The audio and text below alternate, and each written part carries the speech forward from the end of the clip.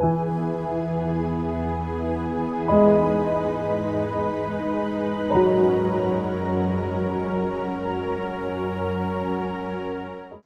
మరి చిన్న ప్రార్థన చేసుకుందాం. ప్రార్థన చేసుకొని దేవుని మాటలను మనం ఆలోచిద్దాం. ప్రేమ కలిగిన మా తండ్రి, దయగలిగిన మా దేవ, మీకు వందనాలయ్యా. ఇదిగో దేవా, మీ పిల్లలతో నాయన కొద్ది నిమిషాలు మాట్లాడుచుండగా నాయన తండ్రి, మీరు మాకు ఇచ్చిన ఇట్టి అవకాశాన్ని బట్టి వందనాలు తెలియజేస్తున్నాము నాయన. తండ్రి, మేము ఈ భూమి మీదకు ఎందుకు వచ్చామన్న సంగతిని గుర్తెరిగి నాయన మీ కొరకు ఎలా బ్రతకాలో తెలుసుకొని నాయన ఉన్నతంగా నాయన మీ కొరకు బ్రతికే భాగ్యాన్ని అనుగ్రహించమని వేడుకుంటూ క్రీస్తు నామాన్ని ఈ ప్రార్థన సమర్పిస్తున్నాం తండ్రి, ఆమెన్. ఈరోజు మనకు ఏర్పాటు చేయబడినటువంటి పాఠం పరలోక ప్రయాణానికి ఆటంకాలు.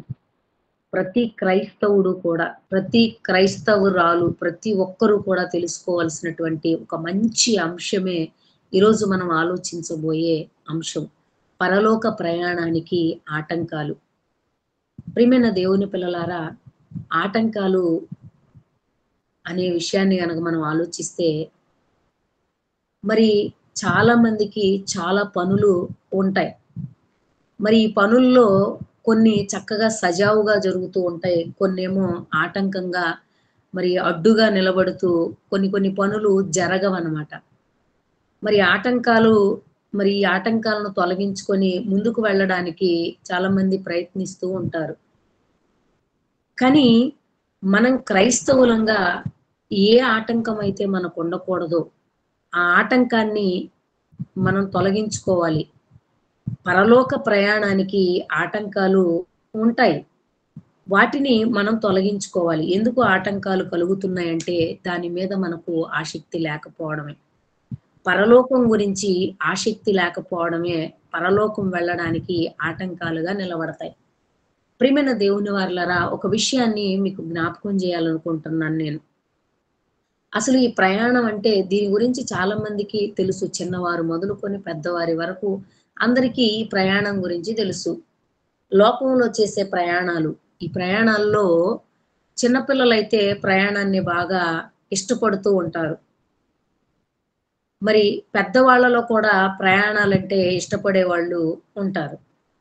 అయితే అసలు ఈ ప్రయాణాల గురించి మనం తెలుసుకోవాలి అని అంటే పరలోక ప్రయాణం గురించి మనం తెలుసుకున్నాను. ఒక చోటకి మనం వెళ్ళాలి అని అంటే, భూమి మీద చెప్తున్నాను, భూమి మీద ఒక చోట నుంచి మరొక చోటకి మనం ప్రయాణించాలి అని అంటే దానికి కావలసినవన్నీ కూడా మనం సమకూర్చుకుంటాం. ఉదాహరణకు నేను ఇక్కడి నుంచి విశాఖపట్నం వెళ్ళాలనుకోండి, ఇక్కడి నుంచి వెళ్ళేటప్పుడు ఇక్కడ కావలసినవన్నీ కూడా సమకూర్చుకొని వెళతాను. అక్కడ కావలసినవన్నీ కూడా ఏం కావాలి, అక్కడికి వెళితే మరి మనమంతా సెమినార్కి వెళ్ళొచ్చాం, ఆల్రెడీ మనకు అనుభవమే ప్రయాణం గురించి. మరి అక్కడికి వెళ్ళిన తర్వాత మనకి ఏమేం కావాలో అన్ని సిద్ధపరచుకుంటాం, బట్టలు సిద్ధపరచుకుంటాము. తర్వాత మనకు అక్కడ 5 రోజులు ఉండటానికి ఏమేం కావాలో అన్నీ కూడా సిద్ధపరచుకుంటాం, వెళతాం. కొంతమంది ఏంటంటే ప్రయాణాల్లో కొన్ని ఆటంకాలు కలుగుతూ ఉంటాయి. ఆ ఆటంకాలను అధిగమించి వాటిని కూడా అధిగమించి ఆ ఆటంకాలను వాళ్ళు తొలగించుకొని ఏదో ఒక విధంగా ఒక పని మీద వెళ్ళామనుకోండి, ఏదైనా ఒక పని మీద మనం వెళ్ళామనుకోండి, ఆ పనిలో మనకి ఏదైనా ఆటంకం కలుగుతుందనుకోండి, ఆటంకంగా ఉంది కదా అని చెప్పేసి ఆ పనిని మనం విడిచిపెడతామా? విడిచిపెట్టాం. ఎలాగైనా సరే దానిని మనం ముగించుకొని రావాలని ప్రయత్నిస్తూ ఉంటాం. ఎలాగైనా గమ్యాన్ని చేరుకోవాలని మనం అనుకుంటాం. అయితే దేవుడు కూడా పరలోకం నుంచి ఈ భూమి మీదకు మనల్ని పంపించాడు. ఆయనకు కూడా ఒక ప్రణాళిక ఉంది. ఒక ప్రణాళికతో ఈ భూమి మీదకు మనల్ని పంపించాడు. ఇంతకీ ఏంటయ్యానంటే ఒకసారి ఆయన చెప్పినటువంటి మాటను మనం చూద్దాం. కీర్తనల గ్రంథము 90వ అధ్యాయము 1వ వచనం చూద్దాం. ప్రభువా, తరతరముల నుండి మాకు నివాస స్థలము నీవే. పర్వతములు పుట్టక మునుపు, భూమి లోకము నీవు పుట్టింపక మునుపు, యుగ యుగములు నీవే దేవుడవు. నీవు మనుషులను మంటికి మార్చుచున్నావు, నరులారా తిరిగి రండని నీవు సెలవిచ్చుచున్నావు. ఇక్కడ దేవుడు ఒక మాట చెబుతూ మనకు ఒక ఆహ్వానాన్ని పలుకుతున్నట్లుగా ఇక్కడ మనకు కనిపిస్తుంది. ప్రభువా, తరతరముల నుండి మాకు నివాస స్థలము నీవే అంటున్నాడు. ఎప్పటి నుంచట? తరతరముల నుండి మాకు నివాస స్థలము నీవే. పర్వతములు పుట్టక మునుపు, భూమిని లోకమును నీవు పుట్టింపక మునుపు యుగ యుగములు నీవే దేవుడవు అని చెప్పి నీవు మనుషులను మంటికి మార్చుచున్నావు. నరులారా తిరిగి రండని నీవు సెలవిచ్చుచున్నావు. నరులారా తిరిగి రండి అని సెలవిస్తున్నాడు. తిరిగి రండి అని అంటే ఆల్రెడీ మనం ఎక్కడి నుంచి బయలుదేరాం? పరలోకం నుంచి బయలుదేరాం. పరలోకం నుంచి బయలుదేరినటువంటి మనల్ని ఆయన ఏమని పిలుస్తున్నాడు? నరులారా తిరిగి మీరు నా యొద్దకు రావాలి అని అంటున్నాడు. అంటే ప్రయాణం కట్టమని చెబుతున్నాడు ఆయన. నరులారా తిరిగి రండి అని అంటే మనల్నందరికీ కూడా ఆహ్వానాన్ని ఇచ్చాడు. తిరిగి రమ్మంటున్నాడు. మనం కూడా వెళ్ళాలి. వెళ్ళాల్సినటువంటి వారముగా మనం అంతా ఉన్నాం. కానీ ఈరోజు ఎంతమంది వెళ్ళడానికి సిద్ధంగా ఉన్నారండి? మరొక మాటను చూద్దాం. పేతురు గారు రాసిన మొదటి పత్రిక 2వ అధ్యాయము 11వ వచనం చూద్దాం. ప్రియులారా మీరు పరదేశులను యాత్రికులనై ఉన్నారు గనక ఆత్మకు విరోధముగా పోరాడు శరీరాశలను విసర్జించండి అని అంటున్నాడు. ఏమంటున్నాడు ఇక్కడ? మీరు పరదేశులుగా ఉన్నారు, యాత్రికులుగా ఉన్నారు అని అంటున్నాడు. ఇక్కడ ఒక క్లారిటీ వచ్చేయాలి మనకు. పరలోకానికి ఒక ప్రయాణం ఉందని మనకి ఇక్కడ ఒక క్లారిటీ వస్తుంది. ప్రియులారా మీరు యాత్రికులను పరదేశులునై ఉన్నారు అంటే ఒక లక్ష్యంతో మనం ముందుకు వెళుతున్నాం. ఒక లక్ష్యాన్ని కలిగి మనం ముందుకు వెళ్ళాలి. యాత్రికులు పరదేశులుగా ఉన్న మనం ఒక లక్ష్యాన్ని కోల్పోతే, లక్ష్యాన్ని మర్చిపోతే, మన గురిని మర్చిపోతే మనం అక్కడికి చేరుకోలేము. అంటే మనం ఈ భూమి మీద ఒక లక్ష్యంతో బ్రతకాలి. ఏమిటా లక్ష్యం అంటే మనం దేవుని దగ్గరకు చేరుకోవాలి. అందుకే ముందు మాటలు అంటున్నాడు కదా, ఏమని? నరులారా తిరిగి రండి అని చెబుతున్నాడు. అంటే ఈ 2 మాటలను బట్టి ఒక క్లారిటీ అయితే మనకు వచ్చింది. నరులారా తిరిగి రండి అని అంటున్నాడు. మీరు యాత్రికులు పరదేశులునై ఉన్నారు అని చెప్పేసి చెబుతున్నాడు. అంటే మనం ఇక్కడ ఉండేటువంటి వారము కాదు. ఖచ్చితంగా ఇక్కడి నుంచి మరొక లోకానికి మనం ప్రయాణం కట్టాలి. ఈ విషయం మీకు బాగా అర్థమైతే ప్రియమైన దేవుని పిల్లలారా, ఇంకా ప్రయాణాలలో చాలా రకాలున్నాయి. ఒకనాడు ఇశ్రాయేలీలు ప్రయాణం చేశారు. ప్రయాణం అనగానే మనకు గుర్తొచ్చే ప్రయాణం ఏంటి? ఇశ్రాయేలీల ప్రయాణమే. సుదీర్ఘ ప్రయాణం చేశారు కదా ఇశ్రాయేలీలు. ఇక ఇశ్రాయేలీలు ప్రయాణం చేశారు. 40 సంవత్సరాలు అరణ్య ప్రయాణం చేశారు వాళ్ళు. అయితే వారు ప్రయాణం చేస్తున్నప్పుడు వారి ప్రయాణం నిజంగా వారి మూలుగులు విని మోషేను పుట్టించి, మోషే ద్వారా వాళ్ళందరినీ కూడా ఐగుప్తు నుంచి కనానుకి నడిపించాడు దేవుడు. అయితే నడిపిస్తున్న సమయంలో వారు మూలుగులు ఏడుపులు విన్న దేవుడు వారిని బయటికి తీసుకురావడానికి ఎంత కష్టపడ్డాడో తెలుసా? ఎంత మరి ఆయన వాళ్ళందరికీ కూడా ఎంతో అండగా దండగా ఉండి ప్రతి విషయంలో కూడా దేవుడు తోడుగా ఉన్నాడు. మొట్టమొదట ఇశ్రాయేలీలు ఐగుప్తు నుంచి కనానుకు వెళ్ళడానికి మొట్టమొదట అడ్డుగా నిలిచింది ఎవరు చెప్పండి? మొట్టమొదట అడ్డుగా నిలిచింది ఫరో అండి. ఫరో అడ్డుగా నిలబడ్డాడు. ఎందుకు?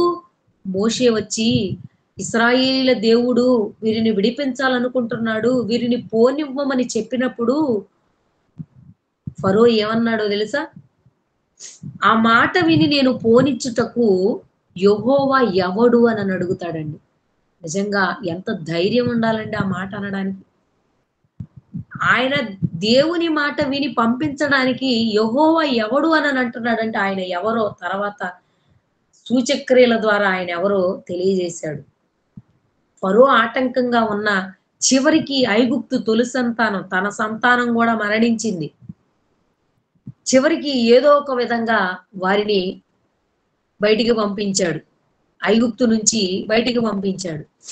అలాగే వాళ్ళు ప్రయాణమై వెళుతున్నప్పుడు ప్రయాణం మధ్యలో మరొక భయంకరమైనటువంటి ప్రమాదం ఎదురైందండి. ఏంటా ప్రమాదం అంటే ఎర్ర సముద్రం. ఎర్ర సముద్రం వారికి ఎదురుగా నిలబడింది. ఎర్ర సముద్రం ఉంది. వెనక చూస్తేనేమో ఫరో యొక్క రథాలు అవన్నీ తరుపుతూ ఉన్నాయి. కానీ ముందుకు చూస్తే ముందేమో ఎర్ర సముద్రం. ఏంటి పరిస్థితి? చావాలా బ్రతకాలా తెలియని పరిస్థితి. ఏంటి ఈ ప్రయాణం? ఎలా ముందుకు సాగుతుంది? అని మోషేను తిట్టడం ప్రారంభించారండి. నిజంగా ఒక నాయకుడిగా ఉండి నడిపించే వారికి ఎన్ని బాధలుంటాయో తెలుసా? ఎన్ని ఇబ్బందులుంటాయో తెలుసా? ఒక విశ్వాసిగా కొనసాగే వాళ్లకు ఎన్ని ఇబ్బందులు, ఇన్ని బాధలు ఉండవు గాని, ఒక నాయకుడిగా ముందుండి నడిపించే వారికి అన్ని దెబ్బలు, వాళ్ళ గోడ దెబ్బ, చెప్పు దెబ్బ అంటారు చూసారా? ఇలాంటివన్నీ కూడా సేవకునికే ఉంటాయి. నిజంగా తన కుటుంబాన్ని విడిచిపెట్టి ఇశ్రాయేలీలతో శ్రమ అనుభవించడానికి సిద్ధపడి వచ్చినటువంటి ఈయన మోషే గారు వాళ్ళ వల్ల ఎన్ని బాధలు పడ్డారండి. ఎర్ర సముద్రం ఎదురుగా ఉంటే ఆ సముద్రాన్ని చూసి వాళ్ళు మమ్మల్ని ఇక్కడ చంపడానికి తీసుకొచ్చావా? ఏ ఐగుప్తులో సమాధులు లేవని మమ్మల్ని ఎక్కడికి తీసుకొచ్చావా అని ఎన్ని మాటలు అన్నారో తెలుసా? నిజంగా దేవుడు ఇశ్రాయేలీలు కావాలని అనుకున్నాడు కనుకనే ఎర్ర సముద్రాన్ని పాయలు చేశాడండి. ఎర్ర సముద్రాన్ని పాయలు చేయబట్టి ఆరిన నేల మీద నడిచి వెళ్ళినట్టు వెళ్ళిపోయారండి వాళ్ళు. అంటే మనకు మనస్సుంటే మార్గం అనేది దేవుడే చక్కగా తెరుస్తాడు. ముందు మనకు మనస్సు ఉండాలి. దేవుని మీద ప్రేమ మనకు లేకపోతే, దేవుని గురించి మనం ఆలోచించకపోతే మనకు అన్ని ఆటంకాలే ఏర్పడతాయి. నిజంగా ఆ పరిస్థితి చూడండి, ఎదురుగా ఎర్ర సముద్రం ఉంది. ఆ ఎర్ర సముద్రంలో గుండా వాళ్ళు ప్రయాణించి వెళుతున్నప్పుడు నిజంగా వాళ్ళు దేవుణ్ణి ఎంత స్తుతించాలండి. వాళ్ళు చచ్చిపోవాలి, ఆ నీళ్ళల్లో పడి జల సమాధి అయిపోవాలి. కానీ దేవుడు వారిని కాపాడాడు అని అంటే ఆయనకు వారి పట్ల ఎంత ప్రేమ ఉందో చూడండి. ఇక వారు కన్నులారా ఫరో పోనివ్వనంటే ఏదో ఒక విధంగా మోషే ద్వారా మరి సూచక్రియలు చేయించి ఐగుప్తు నుంచి దాటాడు వాళ్ళను. తర్వాత ఎర్ర సముద్రం ఎదురుగా ఉంటే ఎర్ర సముద్రాన్ని కూడా పాయలు చేసి వారిని కనానుకు నడిపిస్తున్నాడు. ఇంకా కొంతకాలం అయ్యేటప్పటికి వాళ్ళు ఏం చేశారో తెలుసా? నిజంగా విసుక్కుంటున్నారండి మోషే మీద. ఏంటి మోషే, మాకు ఈ పరిస్థితి ఏంటి? మాకు ఐగుప్తులో ఉన్నప్పుడు ఉల్లిపాయలు ఉన్నాయి, కీరకాయలు ఉన్నాయి, తెల్లగడ్డలు ఉన్నాయి, అన్ని ఉన్నాయి, మాంసం ఉంది. మాకు కనీసం నీళ్లు కూడా ఇవ్వకుండా మమ్మల్ని ఎందుకు ఇలా చంపేస్తున్నావు అని చెప్పేసి ఆయన మీద ఎంత గొణిగారో తెలుసా? ఎంత సణిగారో తెలుసా? ముందు దేవునికి మొరపెట్టింది వాళ్లే. మమ్మల్ని విడిపించమని ముందు దేవునికి మొరపెట్టింది వాళ్లే. విడిపించడానికి దేవుడు చర్య తీసుకొని మోషేను పంపిస్తే మరలా తిరిగి వాళ్ళు ఎవరిని నిందిస్తున్నారు? మరలా తిరిగి దేవుణ్ణే నిందిస్తున్నారు. దేవుడు వాళ్లకు వేసిన శిక్ష అంతా ఇంత కాదండి. ఒకసారి నిర్గమకాండం చూద్దాం చూడండి. నిర్గమకాండము 13వ అధ్యాయము 17వ వచనం చూద్దాం. మరియు ఫరో ప్రజలను పోనీయగా దేవుడు ఈ ప్రజలు యుద్ధము చూచినప్పుడు వారు పశ్చాత్తాపపడి ఐగుప్తునకు తిరుగుదురేమో అనుకొని ఫిలిస్తీన్ల దేశము సమీపమైనను ఆ మార్గమున వారిని నడిపింపలేదు. నిజంగా ఇశ్రాయేలీలు వాళ్ళు సరైనటువంటి మార్గంలో ఉండి ఆయన్ను నిజంగా నమ్మి ఆయన కొరకు నీతిగా బ్రతికినట్టయితే నిజంగా 2.5 సంవత్సరాల లోపులోనే వాళ్ళు వెళ్ళిపోవచ్చండి. కానీ ఎన్ని సంవత్సరాలు వెళ్ళారో తెలుసా? వాళ్ళు కాలినడకన 40 ఏళ్ళు వాళ్ళు ప్రయాణం చేశారు. అంటే వారి ప్రయాణానికి ఎవరు ఆటంకంగా ఉన్నారు?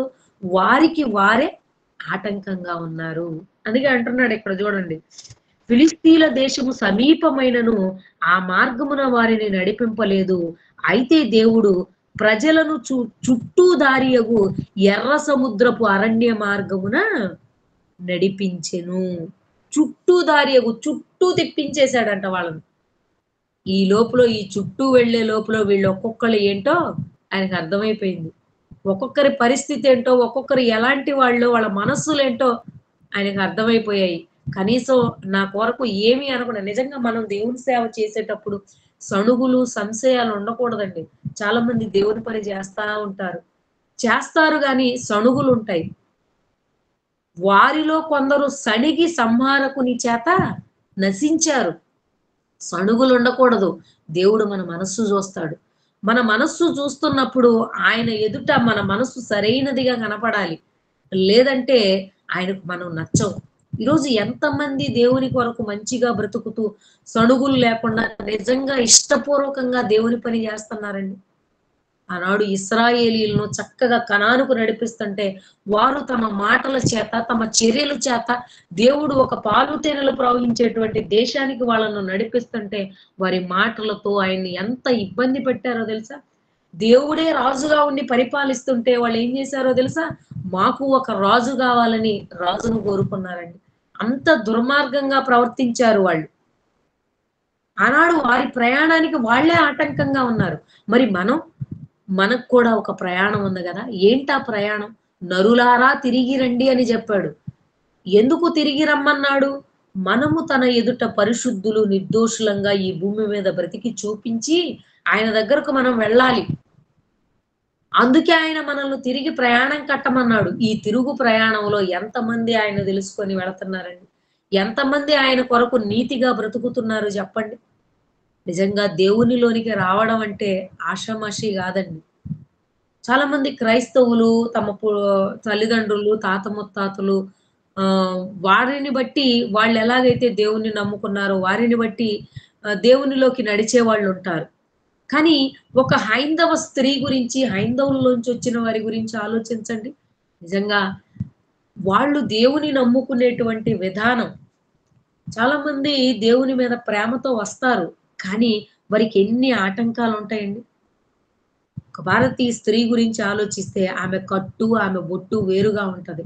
చక్కగా భారతీయ స్త్రీ అనగానే నిండుగా చీర కట్టుకొని, బొట్టు పెట్టుకొని, మెడలో మంగళసూత్రాలు, కాలికి మెట్టెలు, పసుపు, పారాణితో ఉంటారు వాళ్ళు. అంటే అది భారతీయ స్త్రీగా ఉంటున్నారు గనక, భారతదేశంలో ఉంటున్నాం గనక అది మన కట్టు, బొట్టు వారి సాంప్రదాయం అది. ఇలా ఉన్న ఒక భారతీయ స్త్రీ మరి వీటన్నింటిని కూడా తీసివేసుకొని సంఘంలోనికి ప్రవేశించిన తర్వాత బయట వారి వలన ఎన్ని ఇబ్బందులు ఎదుర్కోవాల్సి వస్తుందో తెలుసా? అయినా సంఘంలోకి ఆమె ప్రవేశించినప్పుడు సంఘంలో భర్త వలన ఎంత బాధలు పడతా ఉండాలండి. నిజంగా ఆమె బొట్టు, గాజులు అలాగే మెడలో మంగళసూత్రాలు తీసేసినప్పుడు ఆమె భర్త ఆమెను ఏమంటాడు చెప్పండి? నేను లేననుకుంటున్నావా నువ్వు? నేను లేననుకునే కదా ఇలాంటి పని చేశావని భర్త వలన ఎన్ని ఇబ్బందులు వస్తాయండి. వాటన్నింటినీ కూడా తట్టుకొని నిలబడి దేవుని దగ్గరకు వస్తుంది. అంటే పరలోకం వెళ్ళటం కోసం ఆమె తనకంటూ ఒక మార్గాన్ని సుగమం చేసుకుంటుంది. అంటే ఒక లక్ష్యంతో బయలుదేరుతుంది. ఒక లక్ష్యంతో దేవుని దగ్గరకు చేరుకుంటుంది. అలా వచ్చినటువంటి వాళ్ళు ఎంతమంది చివరి వరకు పరలోకం వరకు నిలవబడగలుగుతున్నారు? ఎంతవరకు స్థిరంగా ఉండగలుగుతున్నారు? అది హైందవుల్లోంచి వచ్చిన ఒక స్త్రీ అయినా, పురుషుడైనా వారిని తట్టుకొని సమాజాన్ని తట్టుకొని దేవుని దగ్గర నిలబడడం అనేది అది చాలా కష్టతరం అండి. అయినా కూడా నిలబడుతున్నారు వాళ్ళు. తర్వాత మరికొంతమందిని చూస్తే వాళ్ళెలా ఉంటారంటే మొత్తానికి సంఘంలోనికొస్తారు. సంఘంలోనికొచ్చిన తర్వాత మన గురించి ఆలోచిద్దాం. క్రైస్తవులుగా మన గురించి ఆలోచిద్దాం. మనం ఎలా ఉంటాం చెప్పండి? సంఘంలోనికొచ్చిన తర్వాత వాళ్ళేదో అన్నారు, వీళ్ళేదో అన్నారు. నన్ను సరిగ్గా చూడట్లేదు, నాకు ప్రార్థన ఇవ్వట్లేదు, నన్ను పాట పాడనివ్వట్లేదు, నన్ను వాక్యం చెప్పనివ్వట్లేదు. ఇదిగోండి ఇలాంటి కారణాలతో వెనుదిరిగి వెళ్ళిపోయే వాళ్ళు చాలా మందుంటారు. నిజంగా పరలోకం వెళ్ళాలి అనంటే ఎంత కష్టపడాలో తెలుసా? మన జీవితాలను త్యాగం జేయాలి. కానీ చిన్న చిన్న వాటికి పరలోకం సులువుగా వస్తుందనుకుంటున్నారా? చిన్న చిన్న వాటికి అలిగి వెళ్ళిపోయే వాళ్ళు చాలా మంది కనపడతా ఉంటారండి మనకు. దేవునిలోనికి రావడం ఎంత కష్టమో ఒక్కొక్కటి స్టెప్ బై స్టెప్ ఆలోచించండి ప్రియులారా. దేవునిలోనికి రావడం ఒక ఎత్తైతే వచ్చిన తర్వాత మనం స్థిరంగా నిలబడగలుగుతున్నామా? స్థిరంగా నిలబడేటువంటి శక్తి మనకుంటుందా? ఇలా ఉండలేకపోతున్నాం. సంఘంలోనికొచ్చాం. బాప్తిస్మం తీసుకున్నాం. బాప్తిస్మం తీసుకున్న తర్వాత నిజంగా దేవుని కొరకు బ్రతుకుతున్నామా? దేవుని ఆశయాలను మనం నెరవేర్చగలుగుతున్నామా? కొంతమంది ఎలా ఉంటారంటే సంఘంలోనికొచ్చిన తర్వాత మనలోనే చాలా మందిని ఏంటి ఎప్పుడు దేవుడు దేవుడు అంటా తిరుగుతా ఉంటారు.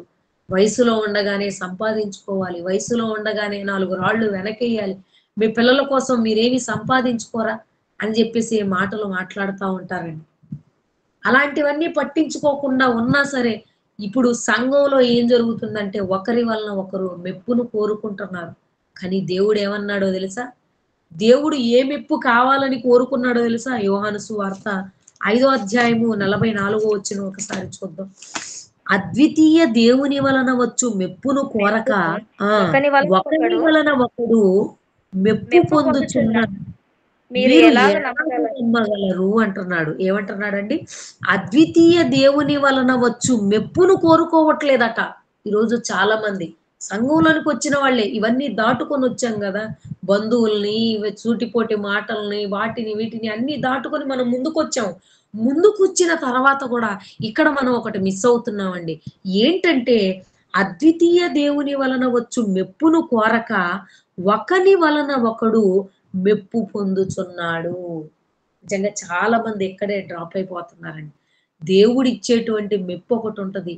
దేవుడిచ్చేటువంటి ఒక ఘనత ఉంటది. ఆ ఘనత కావాలని ఎవరు కోరుకోవట్లేదు గానీ, ఒకని వలన ఒకడు మెప్పు కోరుకుంటున్నాడు.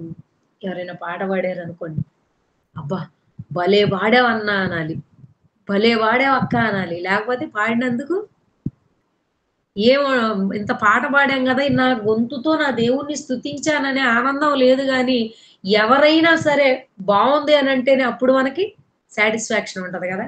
ఎవరు ఆ మాట అనలేదనుకోండి, ఏంటో ఎవరు ఏం చెప్పలేదు అని బాధపడిపోతా ఉంటాం. బండి కొనుక్కున్నా, బట్టలు వేసుకున్నా, ఇల్లు కట్టుకున్నా, ఏది చేసినా ఘనత ఎవరికి రావాలంటున్నాడు? అద్వితీయ దేవునికి రావాలి మెప్పు. కానీ ఈరోజు మనుషులు ఒకరినొకరు మెచ్చుకుంటూ, ఒకరినొకరు మెప్పును కోరుకుంటూ వాళ్ళను వాళ్ళే గొప్ప చేసుకుంటున్నారు. దీని వలన మనకు ఉపయోగం ఏమీ లేదు.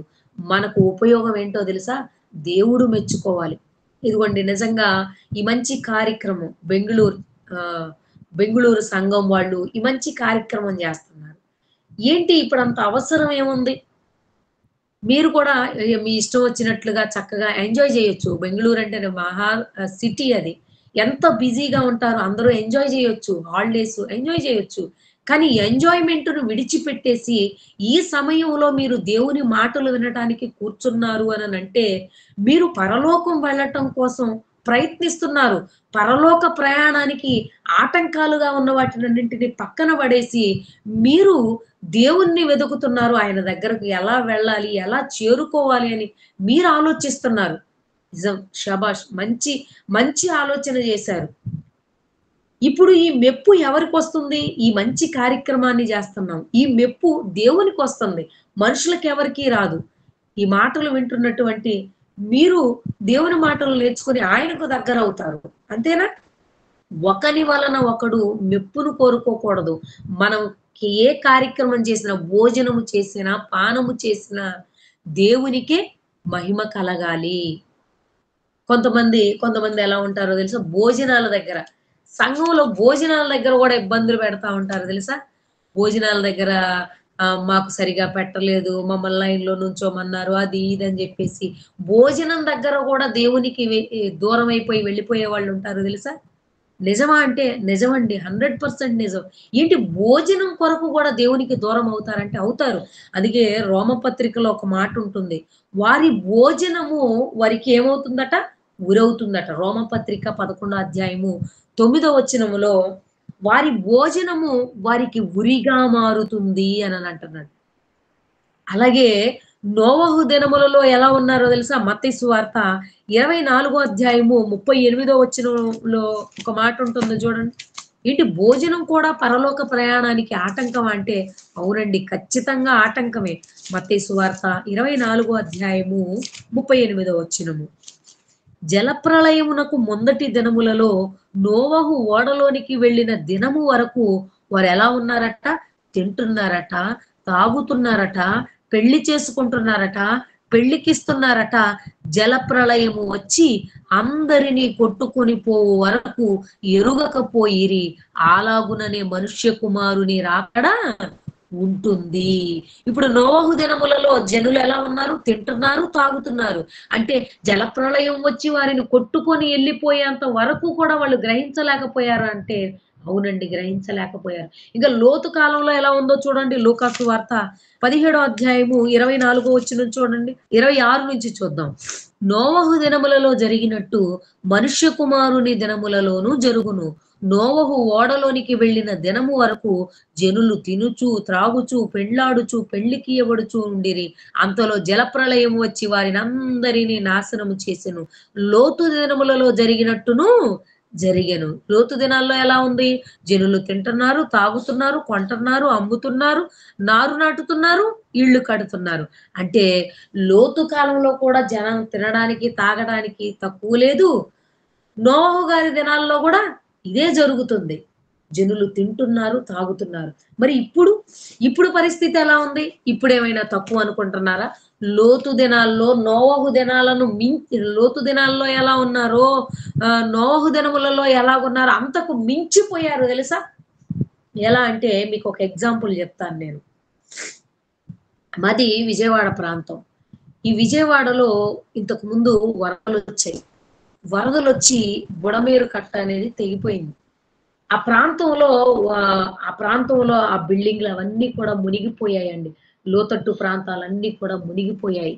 మునిగిపోయి ఎటు దిక్కు తోచని పరిస్థితి. పిల్లలెవరో, తల్లులెవరో అర్థం కాని పరిస్థితి. ఒకరికి ఒకరు ఎవరెవరు ఎక్కడున్నారో తెలీదు. ఒక బిడ్డ బయటికొచ్చి మా అమ్మ ఎక్కడుందో తెలీదని ఏడుస్తున్నాడు. ఆ బిడ్డను తల్లి దగ్గరకు చేర్చడానికి ఎన్ని రోజులు 2, 3 రోజులు శ్రమించారండి. కొంతమందయితే ఆ నీళ్ళల్లో పడి ఎవరు ఎక్కడ ఏంటో తెలియక ఆ నీళ్ళల్లో కొట్టుకుపోయి చనిపోయిన వాళ్ళున్నారు. అయితే ఈ సమయంలో మేము బైబిల్ కాలేజీ మంగళగిరి తరపున వారికి ఏదైనా ఆహారం పంచాలనే మంచి ఉద్దేశ్యంతో మేము భోజనాన్ని సిద్ధం జేస్తున్నాం. అప్పటికే 2 రోజులయింది. మూడో రోజు మేము భోజనం సిద్ధం జేస్తున్నాం. అయితే మూడో రోజు మన సంఘస్థులు విజయవాడ నుంచొచ్చారు. "అన్నయ్య మీరు భోజనాలు జేస్తున్నారు గదా! ఎలాంటి భోజనం జేస్తన్నారు" అని అన్నప్పుడు, అన్నము, కూర వండితే వాళ్ళు కలుపుకొని తినడానికి అనుకూలంగా ఉండదు. వాళ్ళు ప్లేట్‌లో పెట్టుకోవాలి, కలుపుకోవాలి, తినాలి. అక్కడ నిలబడడానికి అవకాశం లేదు. వాళ్ళకి తినడానికి ఇబ్బందిగా ఉంటుందని పులిహోర చేద్దామనని అనుకున్నాం మేము. అయితే పులిహోర జేయడానికి మేము సిద్ధపడుతుంటే, విజయవాడ నుంచి వచ్చినటువంటి సహోదరుల్లో ఒక సహోదరుడు ఏమన్నాడంటే, "అన్నయ్య మీరు పులిహోర జేస్తున్నారు గానీ, పులిహోర ఎవరు తీసుకోవట్లేదు అన్నయ్య" అన్నాడు. ఇదేంటి అననంటే, ఆ వరదలో కూడా ఒక్కొక్కళ్ళు వెళ్ళిపోయి స్వచ్ఛంద సంస్థల వాళ్ళు వెళ్ళిపోయి పంచుతున్నారు. బాగా పంచుతున్నారు ఆహారం. కొంతమందికి అందుతుంది, కొంతమందికి అందట్లేదు. ఒడ్డునున్న వాళ్ళొచ్చి ఏమడుగుతున్నారో తెలుసా?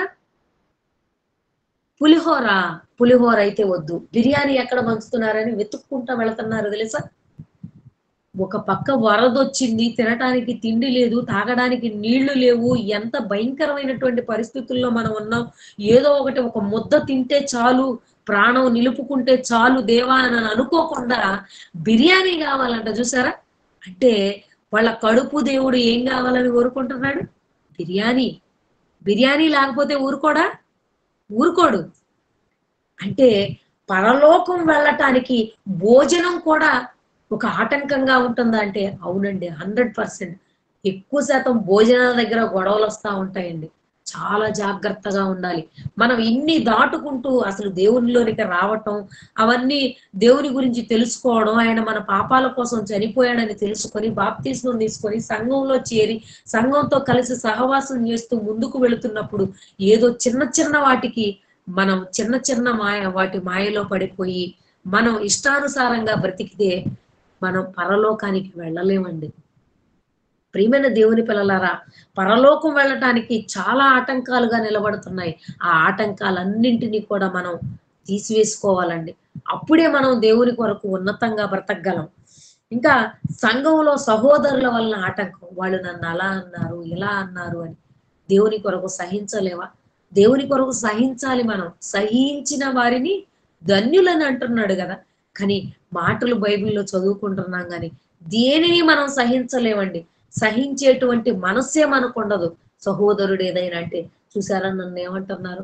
నన్నంత మాట అన్నారు, ఇంత మాట అన్నారని చాలా మంది బాధపడిపోతా ఉంటారు. ఎందుకు బాధపడాలి చెప్పండి? నా సహోదరుడు. నీ అన్నో, నీ చెల్లో, నీ తమ్ముడో, నీ తల్లో అంటే ఓర్చుకోవా నువ్వు?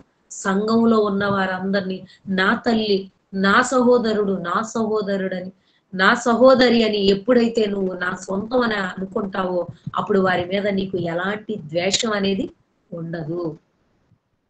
ఎలాంటి ద్వేషం లేకుండా దేవుని కొరకు మంచి ఆలోచనలతో బ్రతికితే మనం సంఘంతో కలిసి ముందుకు కొనసాగగలం ప్రియులారా. సంఘంలో ఉంటేనే పరలోకం. సాతాను ప్రతి విషయంలో కూడా మనల్ని శోధిస్తూ ఉంటది. ఎందుకు నిన్ను పరలోక ప్రయాణం కట్టకుండా, ఆ ప్రయాణంలో నీకు ఏదో ఒక ఆటంకం కలగాలి, ఆ ఆటంకాన్ని చూపించి నువ్వు దేవునికి దూరం అయిపోవాలని భయంకరమైనటువంటి శ్రమలు పెడతా ఉంటది. వాటన్నింటినీ కూడా అధిగమించి మనం ముందుకు వెళ్ళాలి. ఈ పరీక్షలలో నెగ్గితేనే మనకు పరలోకం వస్తుంది. మత్తయి సువార్త 5వ అధ్యాయము 11వ వచనం చూడండి. మీరు లోకమునకు వెలుగై ఉన్నారు అని అంటున్నాడు. క్రైస్తవుడు లోకానికి వెలుగుగా ఉండాలి గాని ఒకసారి వెలిగింపబడి పరలోక సంబంధమైనటువంటి వరమును రుచి చూచి మరలా తప్పిపోతే నిజంగా మనంత దౌర్భాగ్యులు మరొకరు ఉండరు. ఆయనను మరలా బాహాటంగా సిలువ వేసిన వారు మనం అవుతాం. మీరు లోకమునకు వెలుగై ఉన్నారు. కొండ మీద నుండి పట్టణము మరుగై ఉండనేరదు. మనుషులు దీపము వెలిగించి కొంచెము కింద పెట్టరు గాని అది ఎంట నుండి వారందరికీ వెలుగిచ్చుటకై దీపస్తంభము మీదనే పెట్టుదురు. మనుషులు మీ సత్క్రియలను చూచి పరలోకమందున్న మీ తండ్రిని మహిమపరచునట్లు వారి ఎదుట మీ వెలుగును ప్రకాశింపనివ్వాలి. మనం సరైనటువంటి ట్రాక్ లో ఉంటే, సరైనటువంటి ప్రయాణంలో ఉంటే మన సత్క్రియల వలన అనేకులు దేవుని కొరకు బ్రతకాలనేటువంటి ఒక మంచి నిర్ణయాన్ని తీసుకుంటారు. మన సత్క్రియలను బట్టే పరలోకమందున్నటువంటి మన తండ్రి మహిమపరచబడతాడు. పరలోకంలో ఉన్న తండ్రిని మనం మహిమపరచాలి అనంటే ఇదిగోండి చాలా శ్రమలు ఇవన్నీ వస్తా ఉంటాయి. వాటన్నింటినీ మనం నిర్లక్ష్యం చేయాలి. ఎప్పుడైతే వీటిని మనం నిర్లక్ష్యం చేస్తామో అవమానమును నిర్లక్ష్యం చేయాలి. ఏది అన్ని విషయాల్లో కాదు, ఎలాంటి విషయాల్లో, దేవుని పని విషయాల్లో అవమానాన్ని నిర్లక్ష్యం చేసి సంఘంతో కలిసి ముందుకు సాగితేనే పరలోకం రావడం మనకు సాధ్యపడుతుంది. కానీ చాలా మంది యేసుక్రీస్తు వారు ఒక మంచి ఉదాహరణ చెప్పారండి. ఆ ఉదాహరణలో మనం ఏ స్టేజ్ లో ఉన్నామో, మనం ఏ స్టేజ్ నుంచి మరి కరెక్ట్ వేలో ఉన్నామో లేదో ఒకసారి మనం తెలుసుకోవాలి. మత్తయి సువార్త 13వ అధ్యాయము మంచి ఉదాహరణ చెప్పాడండి యేసుక్రీస్తు వారు. 13వ అధ్యాయము 18వ వచనము. విత్తువాని గూర్చిన ఉపమాన భావము వినుడి. ప్రతి ఒక్కరూ ఖచ్చితంగా వినవలసినటువంటి మాటలండి. ఎవడైనను పరలోక రాజ్యమును గూర్చిన వాక్యము వినియు గ్రహింపక ఉండగా దుష్టుడు వచ్చి వారి హృదయములో విత్తబడిన దానిని ఎత్తుకొని పోవును. హృదయములో విత్తబడినటువంటి వాక్యాన్ని ఎత్తుకొని పోతున్నాడు అని అంటే మనం దానిని జాగ్రత్తగా కాపాడుకోవట్లేదు. చాలా మంది వాక్యం విన్న తర్వాత ఒక మాట అంటా ఉంటారండి. ఏమని? ప్రభువా, నేను ఇప్పుడే వాక్యం విన్నాను. ఈ విన్న వాక్యం దుష్టుడు వచ్చి ఎత్తుకొని వెళ్ళిపోకుండా నువ్వే కాపలాగాయ్యా అని మరలా కాపలా కూడా ఎవరిని పెడతారు? దేవుణ్ణే కాపలాగాయమని అంటారు. మీ ఇంట్లో బంగారం కొన్నావు. కొన్న బంగారం దొంగ వచ్చి తీసుకెళ్లకుండా కాపలాగాయమని అడుగుతావా? దానికి లోపల పెట్టి బీరువాలో లోపల ఎక్కడో పెట్టి తాళం మీద తాళం వేస్తావా? తాళాలు వేసి జాగ్రత్తగా ఎవరూ చూడనటువంటి సీక్రెట్ ప్లేస్ లో పెడతాం. కానీ విన్న వాక్యం మాత్రం బంగారాన్ని ఎట్టికి పడేవే, జాగ్రత్తగా దాచుకుంటావే. మరి దేవుని వాక్యాన్ని ఈ చెవితో విని ఈ చెవితో విడిచిపెట్టేస్తారు. పైగా దుష్టుడు వచ్చి ఎత్తుకొని పోకుండా కాపాడమని మరలా కాపలాదారుడిగా కూడా ఆయన్నే పెడతా ఉంటారు. దాన్ని కాపాడుకోవాల్సినటువంటి బాధ్యత ఎవరిది? మనది. మనం కాపాడుకోవాలి. ఆ వాక్యాన్ని ఎప్పుడైతే మనం కాపాడుకుంటామో, మన గుండెల్లో ఉంటుందో, అది కార్యరూపం దాల్చుతుందో అప్పుడు మనం దేవునికి ఉన్నతంగా కనిపిస్తాము. ఇంకా చూడండి ఏమంటున్నాడు? త్రోవ ప్రక్కన విత్తబడిన వాడు వీడే. రాతి నేలను విత్తబడిన వాడు వాక్యము విని వెంటనే సంతోషముతో దానిని అంగీకరిస్తాడు. అయితే అతనిలో వేరు లేనందున అతడు కొంతకాలము నిలుచును గాని వాక్యము నిమిత్తము శ్రమ అయినను హింస అయినను కలుగగానే అభ్యంతరపడును. వాక్యం వింటాం. వాక్యం విని అబ్బబ్బబ్బబ్బా భలే వాక్యం, చాలా బాగా చెప్తున్నారని అనుకుంటాం. మనం విన్న తర్వాత కొంతకాలం నిలబడతాము. వాక్యం నిమిత్తం శ్రమలైన, హింసలైన ఏమైనా వచ్చినాయి అనుకోండి, అభ్యంతరాలైనా వచ్చాయనుకోండి, వెంటనే ఏం చేస్తాం? వెళ్ళిపోతాం. ఈ క్యాడర్‌లో మనం ఉన్నామేమో ఒకసారి జాగ్రత్తగా ఆలోచించుకోవాలి ప్రియమైన దేవుని పిల్లలారా. ఎక్కువ శాతం మంది నిలబడాలనే ఆసక్తి ఉంటుంది. కానీ ఇదిగోండి పరలోక ప్రయాణంలో ఈ హింసలు, ఇబ్బందులు రాగానే, ఇవన్నీ ఆటంకాలుగా కనపడగానే దేవుణ్ణి విడిచిపెట్టేసి వెళ్ళిపోతారండి. ఇంక చూడండి ఏమంటున్నాడు? అయితే అతనిలో వేరు లేనందున 21 వచనం. వేరు లేనందున అతడు కొంతకాలము నిలుచును గాని వాక్యము నిమిత్తం శ్రమ అయినను, హింస అయినను కలుగగానే అభ్యంతరపడును. ముండ్ల పొదలలో విత్తబడిన వాడు వాక్యము వినువాడే గాని ఐహిక విచారము, ధనమోహమును ఆ వాక్యమును అణచివేయును. ముండ్ల పొదల్లో పడినటువంటి విత్తనాల గురించి చెప్తున్నారు. చాలా మంది క్రైస్తవులు ముండ్ల పొదల్లో విత్తబడినటువంటి విత్తనాలుగానే ఉంటున్నారు. ఇంతకీ ఏంటి అనంటే ఐహిక విచారాలు. ఈ లోకంలో ఉన్నటువంటి విచారం. ఈ లోకంలో బ్రతుకుతున్నాం గదా! ఏం తినాలి? ఏం త్రాగాలి? ఏం కట్టుకోవాలి? వీటి గురించి ఆలోచిస్తున్నారు. ఏమి త్రిందుమో, ఏమి త్రాగుదుమని వీటి గురించి ఆలోచించొద్దని జెప్పాడు. కానీ ఈరోజు మనిషి చేసుకుంటేనే గదండీ తినేది. చేసుకోకపోతే ఎక్కడి నుంచొస్తదండి? ఈరోజు జేసుకుంటేనే రేపు తినేదని. రేపటి కొరకు కష్టపడుతున్నారు. దేవుని కొరకు ఆలోచించమని ఆయన చెబితే, వీళ్ళు వాళ్ళ గురించి వాళ్ళే ఆలోచించుకుంటున్నాడు మనిషి. ఇహలోకం ఐహిక విచారాలు, ధనమోహము ఆ వాక్యమును అణిచివేసేస్తుంది. అందుకే మనం ఫలించలేకపోతున్నాం. అందుకే మనం ముందుకు రాలేకపోతున్నాం. మనం ఇలాంటివి పెట్టుకుంటామనే దేవుడు బైబిల్‌లో ఒక ఎగ్జాంపుల్ గూడా చూయించాడు. మత్తయి సువార్త 6 అధ్యాయము 26 వచనంలో ఒక మంచి మాటను ఆయన జ్ఞాపకం చేస్తున్నాడు. ఏమని? మత్తయి సువార్త 6 అధ్యాయము 26 వచనము. ఆకాశ పక్షులను చూడుడి, అవి విత్తవు, కోయవు, కొట్లలో కూర్చుకొనవు. అయినను మీ పరలోకపు తండ్రి వాటిని పోషించుచున్నాడు. మీరు వాటికంటే బహు శ్రేష్ఠులు కారా? మీలో ఎవడు చింతించుట వలన తన ఎత్తు మూరెడు ఎక్కువ చేసుకొనగలడు? వస్త్రములను గూర్చి మీరు చింతింపనేలా? అడవి పువ్వులు ఎలాగు ఎదుగుచున్నవో ఆలోచించండి. అవి కష్టపడవు, వడకవు. అయినను తన సమస్త వైభవముతో కూడిన సొలొమోను సైతము వీటిలో ఒకదాని వలెనైనను అలంకరింపబడలేదు. ఇక్కడ మన ఆకాశ పక్షులను జ్ఞాపకం చేస్తున్నాడు. ఏమని? అవి విత్తవు, కోయవు, కొట్లలో కూర్చుకొనవు. ఆకాశ పక్షి చూడండి, ఒక పావురాన్ని చూడండి, చాలా తెల్లగా ఉంటది. దానికి వాషింగ్ మిషన్ ఉందా? వాషింగ్ మిషన్ లేదు దానికి. రిన్ సోప్ ఉందా దానికి? లేదు. అవాక్కయ్యే టైడ్ కూడా లేదు దానికి. కానీ అది చూసారా? ఎప్పుడు కూడా నిర్మలంగా తెల్లగా ఉంటుంది. ఆకాశ పక్షిని చూసినప్పుడు నిజంగా దాన్ని చూస్తున్నప్పుడు దేవుడు దాన్ని ఎంత చక్కగా కాపాడుతున్నాడు. దానికి తినడానికి లోటు లేదు. ఆకాశ పక్షులను చూడండి, అవి విత్తవట. విత్తే పని లేదు, కోసే పని లేదు, కొట్లలో కూర్చుకునే పని కూడా లేదు. అయినా పరలోకంలో ఉన్న తండ్రి వాటినే చక్కగా పోషిస్తున్నప్పుడు నిజంగా దేవుని కుమారుడు వాటికంటే బహు శ్రేష్ఠులం మనం. మరి మనల్ని ఇంకెంత బాగా చూస్తాడండి.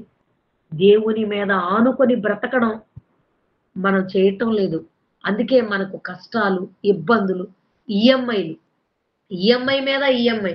నిజంగా ఈ ఈఎంఐలు వచ్చిన తర్వాత మనుషులు ఎవరు సుఖంగా బ్రతికే పని లేదండి. ఒకప్పుడు కాసేపు దేవుని మాటలు విందామనే ఆలోచనతో ఉండేవాళ్ళు. దేవుని గురించి ఆలోచిద్దాం, ప్రార్థనకు వెళదాం, ప్రార్థన చేసుకుందాం, కుటుంబ ప్రార్థన, బైబిల్ చదువుకుందాం, పాట పాడుకుందాం అని ఇలా ఒక మంచి వాతావరణం ఉండేది. కానీ ఇప్పుడు చూసారా?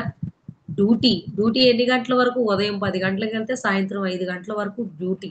మరి 5 నుంచి 9, 10 వరకు చేసేదేంటి? అది ఓటీ.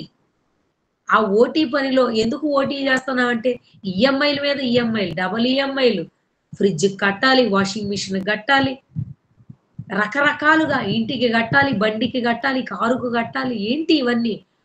అన్న వస్త్రములు గలవారై ఉండి తృప్తి పొందమని చెప్పాడు. ఆనాడు ఇందిరాగాంధీ చెప్పిందిలేండి. రోటీ, కపడా ఔర్ మకాన్. ఈ 3 ఉంటే చాలని ఇందిరమ్మ గారు అప్పుడు ఒక్కొక్కరికి ఒక సెంటు స్థలం ఇచ్చారప్పుడు. అందరికి బట్టలిచ్చారు, భోజనాలు పంచిపెట్టారు. ఇవి ఉంటే చాలు మనిషి బ్రతకడానికి, ప్రాథమికంగా ఇవి ఉంటే చాలని అవి ఇవ్వడానికి ప్రయత్నించారావిడ. కానీ దానికన్నా కూడా మనకు జీవవాక్యం ఉండాలి. అన్న వస్త్రములు గలవారై ఉండి తృప్తి పొందుతూ జీవవాక్యాన్ని మనం చేతబట్టుకొని వెళ్ళాలండి. అన్న వస్త్రాలు ఈరోజు ఎవరికీ తక్కువ లేవు. అందరికీ ఉంది. అన్నం తక్కువ దొరుకుతుందా చెప్పండి? రకరకాల ఫుడ్లు, మండీ బిర్యానీలని, చికెన్‌లని, మటన్‌లని రకరకాలుగా అందరూ అన్నీ తింటున్నారు. తినడానికి తక్కువ లేదు. కట్టుకోవడానికి బట్టలేమైనా తక్కువున్నాయా చెప్పండి? ఈరోజు ఎవరిని కదిలించినా కనీసం 10, 20 జతలు లేనిదే మనుషులకి ఎవరికైనా తక్కువ ఉంటున్నాయండి?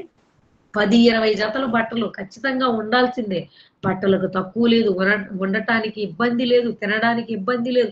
మరి ఇక ఎందుకు ఇబ్బంది పడుతున్నారంటే ఇహలోకం, ఇహలోకం ఐహిక విచారాలు ఎక్కువైపోయాయి. మరలా మత్తయి సువార్తకే వద్దాం. మత్తయి సువార్త 13 అధ్యాయము 22 వచనం. ముండ్ల పొదలలో విత్తబడిన వాడు వాక్యము వినువాడే గాని ఐహిక విచారమును ధనమోహమును ఆ వాక్యమును అణచివేయును గనక వాడు నిష్ఫలుడవును నిష్ఫలుడవును. అంటే పరలోక ప్రయాణం నుంచి తప్పించడానికి ఇవి కూడా కారణం అవుతున్నాయి అంటే అవునండి, కారణం అవుతున్నాయి. మనకు రకరకాల ఇబ్బందులుంటాయి. కానీ దేవుని పని కొరకు మనం ఎలా పని చేస్తున్నాం? వీటన్నింటిని సెకండరీగా చూడాలండి మనం. కానీ అవే కావాలని అనుకుంటున్నాం గనక దేవునికి మనం దూరం అయిపోతున్నాం. అదే మంచి నేలను విత్తబడిన వాడు ఎలా ఉంటాడో తెలుసా? మంచి నేలను విత్తబడిన వాడు వాక్యమును విని గ్రహించువాడు అట్టివారు సఫలులై ఏడంతలు అట్టివాడు సఫలులై ఒకడు 100 ఒకడు 60 ఒకడు 30 ఫలిస్తాడు. ఈరోజు ఆ ఫలింపు మనలో ఉందా? ఆ ఫలింపు మనలో లేకపోతే పరలోకానికి మనం వెళ్ళలేం ప్రియమైన దేవుని పిల్లలారా. 2 తిమోతి పత్రిక 2వ అధ్యాయం 3వ వచనములో ఒక మాట ఉంటుంది. మంచి సైనికుని వలె పోరాడాలి. మంచి సైనికుడు ఏం చేస్తాడో తెలుసా? ఈ జీవన సంబంధమైనటువంటి వ్యాపారంలో చిక్కుకోడు. ఈరోజు చాలా మంది ఈ జీవన సంబంధమైనటువంటి వ్యాపారాల్లో చిక్కుకొని పరలోక ప్రయాణాన్ని మర్చిపోయి ఈ లోకంలోనే ఉండాలని అనుకుంటూ పరలోకానికి దూరం అయిపోయి పాతాళానికి అడుగులు వేస్తూ పాతాళానికి జారిపోతున్నారు తెలుసా? ప్రియమైన దేవుని పిల్లలారా, దేవుడు మనల్ని కావాలని కోరుకుంటున్నాడు. పరలోకం వరకు నడిపించాలని ఆయన సాయశక్తులు ఆనాడు ఇశ్రాయేలీలకు ఎలాగైతే సహాయం చేశాడో నీలో ఆసక్తి ఉంటే నీకు కూడా దేవుడు ఖచ్చితంగా సహాయం చేస్తాడు. దేవుని కార్యక్రమాల కొరకు దేవుని కొరకు ఉన్నతంగా బ్రతకాలి మనం. దేవుని కొరకు ఉన్నతంగా బ్రతికితేనే పరలోకం వరకు మనం వెళ్ళగలం. ఆరాధనలో ఉన్నంత సేపు ఒకలాగా, బయటికి వచ్చిన తర్వాత ఒకలాగా, మనుషుల ముందు ఒకలాగా, మనుషులు వెళ్ళిపోయిన తర్వాత ఒకలాగా ఇలా మాట్లాడితే వేషధారులుగా మనం ఉంటే దేవుడు మెచ్చడు. అలాంటివి దేవునికి అసలు ఇష్టమే ఉండవు. ప్రియమైన దేవుని పిల్లలారా, మనమంతా దేవుని బిడ్డలం. మనమంతా పరలోకంలో ఉన్న కన్న తండ్రిని మనం చేరుకోవాలి. సర్వలోకమునకు వెళ్ళి సర్వ సృష్టికి సువార్తను ప్రకటించమని చెప్పాడు. చాలా మంది ఏమనుకుంటారు తెలుసా? సర్వలోకానికి వెళ్ళి సర్వ సృష్టికి సువార్తను ప్రకటించమన్నది మాకు కాదండి, ఈ మాట చెప్పింది సేవకులకని అనుకుంటారు. అది సేవకుల పని మాత్రమే కాదండి, అది అందరి పని. అది అందరి పని. ఒక్కొక్కరు ఒక్కొక్క పని చేయాలి. పరిచర్య చేసేవాళ్ళు పరిచర్య చేయాలి. వాక్యం చెప్పేవాళ్ళు వాక్యం చెప్పాలి. అనేకులను సంఘంలోనికి చేర్చే వారిని సంఘంలోనికి చేర్చుతూ ఉండాలి. ఒక్కొక్కరిది ఒక్కొక్క పాత్ర. మన శరీరంలో అవయవాలు ఎలాగైతే ఒక్కొక్కటి ఒక్కొక్క పని చేస్తున్నాయో అలాగే మనం కూడా సంఘంలో ఒక్కొక్కరు ఒక్కొక్క పాత్రగా ఆయన పని చేసుకుంటూ మనం ముందుకు వెళుతూ ఉంటే పరలోకానికి దేవుడు మార్గం సుగమం చేస్తాడండి. మన దేహంలో ఉన్నటువంటి ఈ అవయవాలు చూడండి, చెయ్యి ఎక్కడైనా దెబ్బ తగిలింది అనుకోండి వెంటనే వెళ్ళిపోయి పరామర్శిస్తుంది. ఎక్కడో కాలికి కదా దెబ్బ తగిలింది, నేనెందుకు పరామర్శించాలని చెయ్యి అనుకుంటే ఎలా చెప్పండి? ఎక్కడైనా మనకు గాయం అయింది అనుకోండి వెంటనే మెదడు సంకేతం ఇస్తుంది, వెంటనే వెళ్ళిపోయి ఈ చెయ్యి ఓదార్చాలి. ఇలా అవయవాలన్నీ ఎలాగైతే ఒకదానికొకటి అనుసంధానం కలిగి చక్కగా ఒకదానికొకటి పరామర్శించుకుంటుందో మనం కూడా సంఘంలో అవయవాలుగా ఒకే శరీరంగా ఉన్నాం. మనం కూడా ఒకరినొకరు ఆదరించుకుంటూ ఒకరు పడిపోతే ఒకరు నిలబెట్టాలి. ఇలా పరలోకం వరకు వెళ్ళేంత వరకు కూడా మనం కష్టపడాలి. పరలోక ప్రయాణానికి ఎన్నో ఆటంకాలు ఉంటాయి. ఆ ఆటంకాలన్నింటినీ కూడా చిన్నవిగా చూడాలి మనం. అవే పెద్దవిగా చూసుకుంటూ సంఘంలోనికి వెళ్లకుండా వాటినే కారణాలుగా చూపిస్తూ సంఘానికి దూరంగా వెళ్ళిపోయాము అనంటే మనకంటే దౌర్భాగ్యులు మరొకరు లేరు. కనుక ప్రియమైన దేవుని పిల్లలారా, దేవునిలోనికి వచ్చిన మనం ఎక్కడ జోగుతూ ఉన్నాం, ఎక్కడ వెనకబడిపోతా ఉన్నాం, మన తప్పులను మనం సరిచేసుకుంటూ ఉండాలి. ఎవరైనా తప్పుగా ప్రవర్తిస్తుంటే వారిని హెచ్చరించాలి. ఒకవేళ మనమే తప్పు చేస్తంటే ఎవరైనా హెచ్చరిస్తుంటే వారి హెచ్చరికను మనం తీసుకోవాలి. దాన్ని సరిచేసుకోవాలి. ఆ విధంగా మీరు, నేను మనమంతా ఉండాలి. ఒక్కసారి ఆలోచించుకోండి. మనం ఎక్కడ పొరపాటు పడుతున్నామో. పరలోక ప్రయాణానికి నేను దేనికి ఆటంకంగా నిలబడుతున్నాను. ఆ ఆటంకాన్ని తొలగించుకొని దేవుని కొరకు ఉన్నతంగా బ్రతుకుతూ అనేకులకు ఆదర్శంగా ఉండాలని తెలియజేస్తూ ఈ నా మాటలు ముగిస్తున్నాను. చిన్న ప్రార్థన చేసుకుందాం. ప్రేమ కలిగిన మా తండ్రి, దయ కలిగిన మా దేవ మీకు వందనాలయ్యా. ఇదిగో దేవా కొద్ది నిమిషాలు నాయన మీ పిల్లలతో మాట్లాడడానికి నాయన మీరిచ్చిన ఇట్టి అవకాశాన్ని బట్టి వందనాలు తెలియజేస్తున్నాము తండ్రి. ఇదిగో దేవా విన్న మాటలు నాయన కేవలం వినుటకు మాత్రమే కాకుండా విన్న మాటల ప్రకారం నాయన బ్రతకగలుగుటకు కృపను అనుగ్రహించండి నాయన.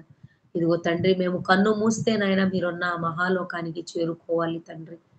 అట్టి ధన్యత నాయన మాకు అనుగ్రహించండి నాయన. తండ్రి పరలోకం వెళ్ళడానికి మా జీవితాలలో ఏవైతే ఆటంకంగా ఉన్నాయో వాటన్నింటినీ తొలగించుకొని నాయన మీరు నిత్య రాజ్యానికి చేరుకొని భాగ్యాన్ని మాకు అనుగ్రహించండి నాయన. తండ్రి ఈ మీటును నిర్వహిస్తున్నటువంటి మీట్ ప్రెసిడెంట్ నాయన జ్ఞాపకం చేసుకోండి నాయన.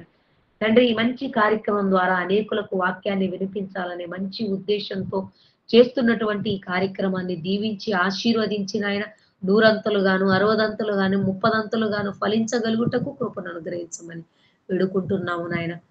మరొకసారి నాయన ఈ ఆన్‌లైన్ క్లాస్‌లో ఉన్న ప్రతి ఒక్కరిని జ్ఞాపకం చేసుకొని పరసంబంధమైన ప్రతి ఈవిని అనుగ్రహించమని వేడుకుంటూ క్రీస్తు నామాన్న ఈ ప్రార్థన సమర్పిస్తున్నాం తండ్రి. ఆమేన్. మీ అందరికీ వందనాలండి.